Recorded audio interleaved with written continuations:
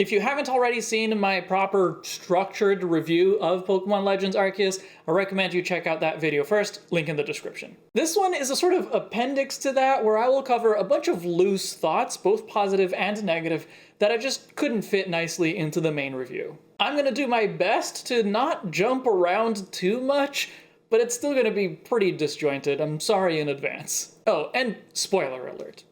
Let's get into it. Character customization. The options you have by the end of the game are not bad, but it could have been way better. So many options, in particular hairstyles and hair colors, come way too late in the game, and the clothing styles were overall pretty limited. There was great variety in colors and patterns, but very few different cuts or ways of wearing the clothes. I was also very disappointed that you can't wear the Survey Corps style hair without the bandana. It would have been my go-to for most of the game, and that there aren't more full face masks like the Zoroark one. It's such a cool mask. I wish there were a bunch of others. Underused crafting. I said in my main review that I think crafting had a huge role in making your adventure smoother, but I do have a complaint about it. I think it should have been expanded further, or maybe cut back a little, I guess? It bothers me that there are some materials that you only use for this one thing. The one that stands out the most is wood, which you only use to make dolls that you can sell. What is the point? Either remove wood from the game or give it a proper role. There could have been multiple dolls that you could learn how to make and then use them to decorate your room or something. Photography. Something else that should have been expanded. I never really used the photography studio besides playing with it for a few minutes the first time that I got access to it, so I don't really know how extensive that gets, but there are two other places where I think photography could have been used. One, updating your Galaxy ID photo. Every other game these days updates your ID card photo to match what your character actually looks like, or at least lets you do that, but you go all of Legends looking the way you did when you first landed on Prelude Beach. And two, more importantly, getting Pokemon images for the Pokédex. The Pokédex is styled to look almost like a scrapbook, like it's a collection of research notes bound together by thread, so it would make sense if the images in the Pokédex were photographs taken by the researchers. And the weird thing is, both the Pokemon images in the Pokédex and the ID card photo are styled to look like photographs. They have a Polaroid-esque white border and they use corner holders to mount the photo onto the page. But this is not a photograph. Taking pictures of every Pokemon could have been one of the research tasks.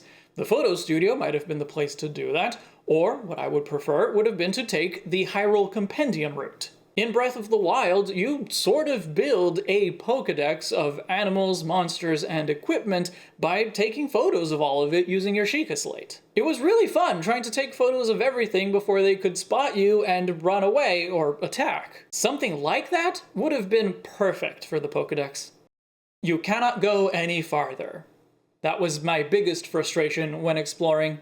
The way that they sectioned off the map and forced you to go back to Jubilife when you wanted to explore a different area, that wasn't great, but it did not cause me as much grief as you cannot go any farther. Especially without having a mini-map to guide you, it's very easy to think that an off-limits area isn't off-limits. And there are some bizarre off-limits areas, like when there's a ridge between where you are and where you want to go, and you can't fly over it. The weirdest one is Cloud Cap Pass. I totally get not being allowed up that way until the right time in the plot, but after that? And not being allowed to fly down from the Temple of Sinnoh? It's baffling. Trade and evolution screens. Probably the best in any Pokemon game. I love them. That's all. Firepit Lava.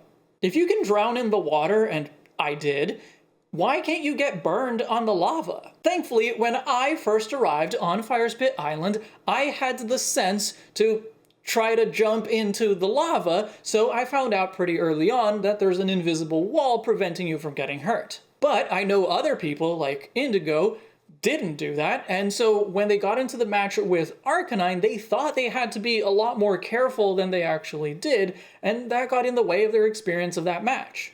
And the invisible wall around the lava has a hilarious and kind of frustrating consequence too.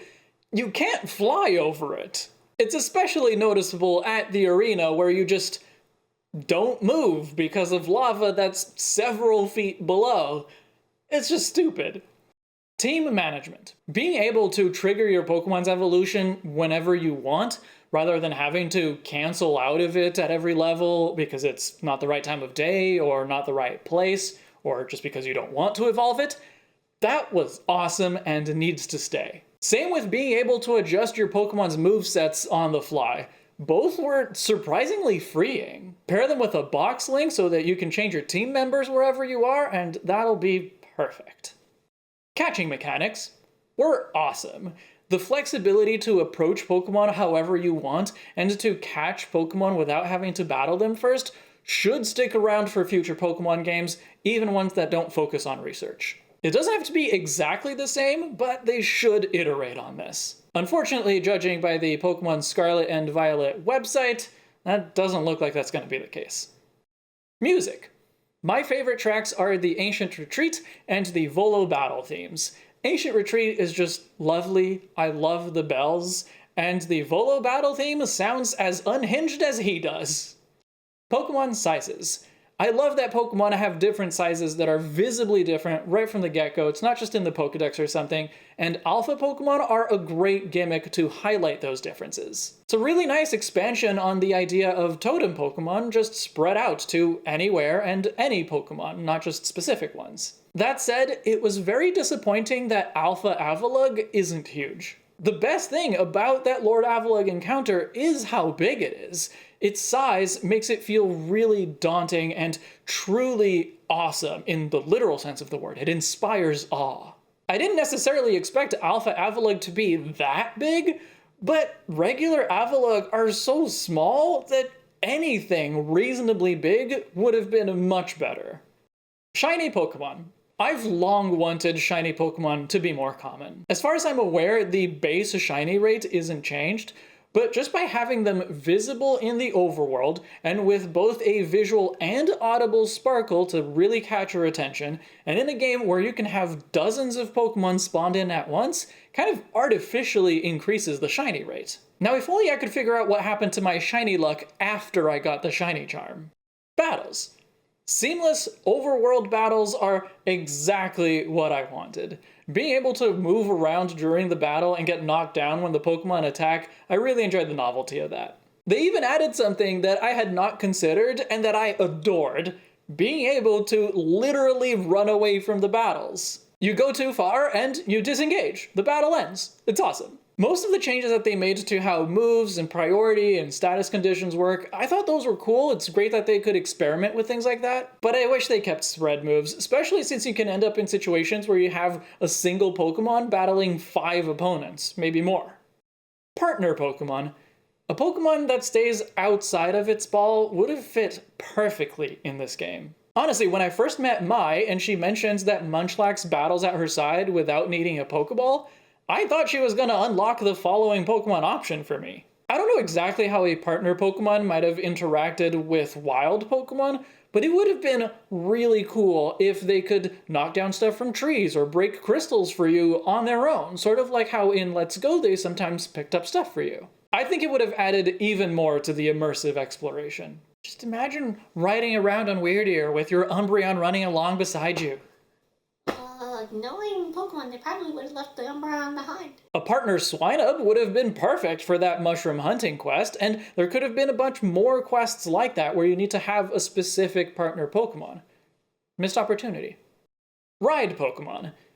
I wish it had been your own Pokemon. I always think that riding your own Pokemon is a great way to build a relationship with them. I probably would have cared a little bit more about hurting my own Pokemon when jumping down a cliff or something, and it probably could have worked in almost the same way. For example, you could get a saddle that you can use to ride on your own Weirdeer or Ursaluna or whatever. I guess you'd have to make those Pokemon easier to obtain, but still.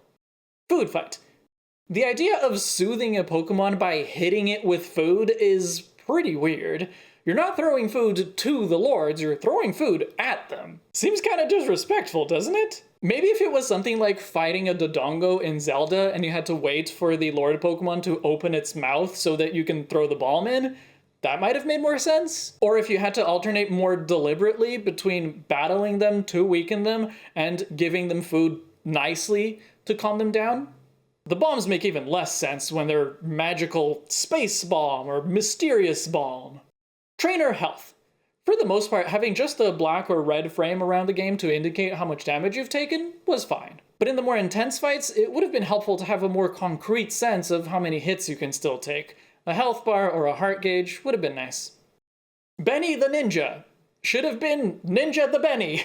You meet Benny in the stone portal, and it's confusing why he's there of all people, but then he reveals that he and Kamado had some history that he wants to defend, and that he used to be a ninja. The battle is surprisingly tough for what used to be such an unassuming character, and after you defeat him, he tells you Kamado's backstory. It's not a bad scene. But now, imagine the events played out in reverse. Walking through the stone portal, you are stopped by this random ninja that you've never met before, who refers to you by name. Who could it be? He tells you Kamado's backstory, but you're not deterred, so he battles you. It's a tough battle, and you're still wondering where this character came from, but you defeat him. And that's when he says, "All right, you go on ahead," and takes off his mask. OMG, that ninja was Benny? The potato mochi guy? That's a much better mind blow. What do you think of my acting there? That was good. Rifts. The big space-time rift is in the sky, right? Above the Temple of Sinnoh? And Dialga and or Palkia were glimpsed through that rift, right? So why the hell don't they come out from that rift? They both emerge from brand new holes in space-time that appear at the temple dais. What? Missing hints. When Khajiit first told me about the forces of nature, I had a quick look for Landorus, but I didn't find it right away and I moved on to other things. By the time I was ready to focus on them again, I'd forgotten what her hints were, and the mission screens didn't show them. I thought I just had to go and ask Khajiit again, but no, she refused to repeat them. I had to ask Indigo for help. I got you. Thanks, honey. Optional Mythicals. I find it very annoying that Arceus isn't the last Pokemon in the Pokedex. I caught Darkrai and Shaman and Manaphy all before meeting Arceus, so the blank spot in the Pokedex was confusing. It gave me the impression that I hadn't yet sought out all Pokemon. I get that those Mythicals were optional, that you only get some of those quests if you played BDSP or Sword and Shield and such. So maybe you don't want to imply that those Pokemon are required for Arceus, but I think implying that the Pokemon is still missing is even worse. Here's an idea. Take all of those optional mythical quests and leave them for after you meet Arceus. Problem solved. You don't end up with any holes in the Pokedex to imply that you're not ready for Arceus yet, and it gives you a couple things to do after you meet Arceus in the actual post-game. And while I'm at it, I hate that the Sea Prince quest relies on information that you can't get in the game. I should never have to go outside of a game to figure out how to do something. The game should give me enough information to figure out how to accomplish everything in it.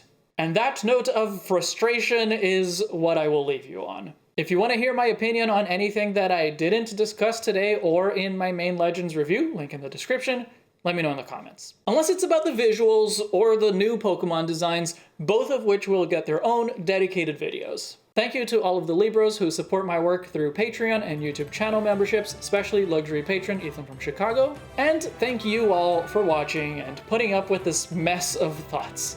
I'll see you in the next chapter.